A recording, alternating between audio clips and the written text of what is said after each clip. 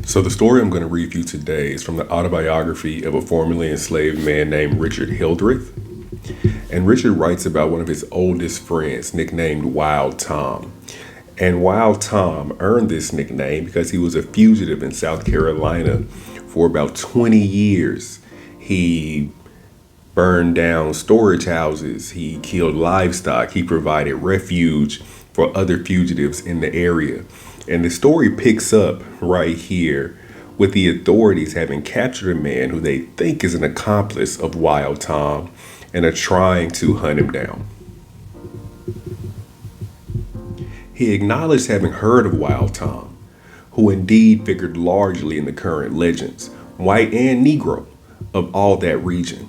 but denied most positively ever having seen him or knowing anything of any other runaways.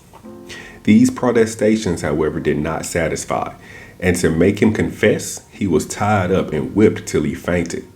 But while he begged for mercy, he still insisted on the truth of his story and that he had nothing further to tell. This experiment having failed, he was placed on the stump of a fallen tree,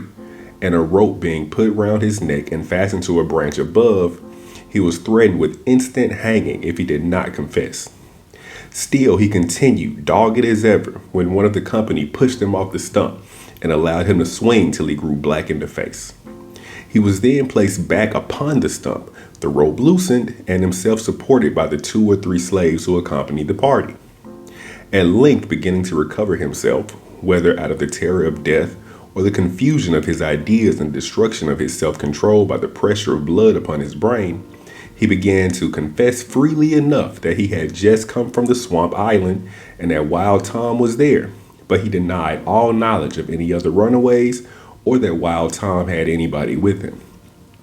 The prospect of capturing this celebrated outlaw, the glory thus to be gained, and the public service to be rendered, not to mention the $1,000 reward, produced a great sensation in the company.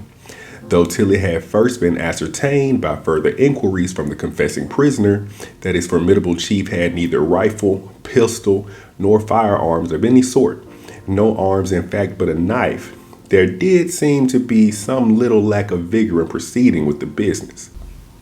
To make all sure,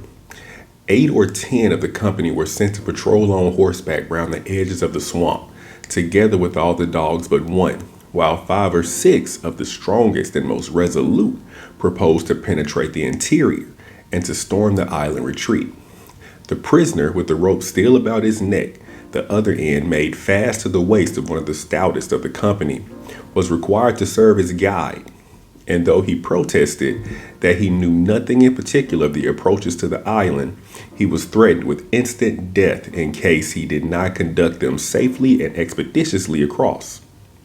The fellow, however, whether through ignorance or design, led them into very deep water, in some places fairly up to their necks, through which they were obliged to wade, holding their rifles and powder horns over their heads.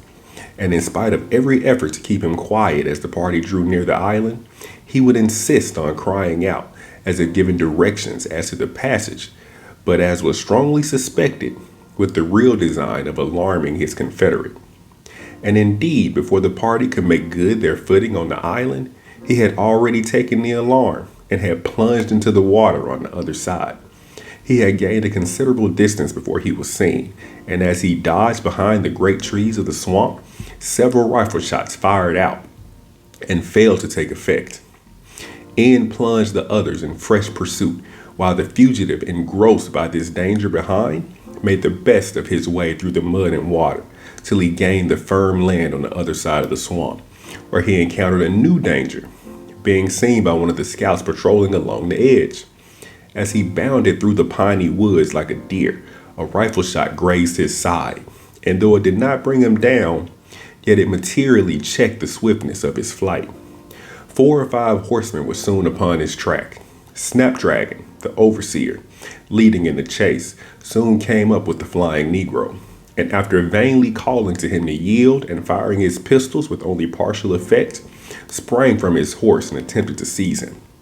Snapdragon was a powerful man, but he had now found his match. Wild Tom, if indeed it really were he, exhausted and wounded as he was, caught his assailant in his arms, and as they rolled upon the ground, the Negro's knife was not long in finding its way to the overseer's heart. But already the dogs and other pursuers were upon him, and before he could disengage himself, he was made a prisoner and securely bound. It was not long before the whole party assembled, when some of the more violent proposed to revenge the dead overseer by putting the new prisoner to death on the spot. But the pleasure and glory of making a parade and exhibition of their prize, and the necessity too, in order to secure the promised reward to identify him as General Carter's runaway, had stayed this summary procedure, and had been resolved forthwith to hasten to the village, which served as a seat of justice for the county, to commit the prisoners to jail.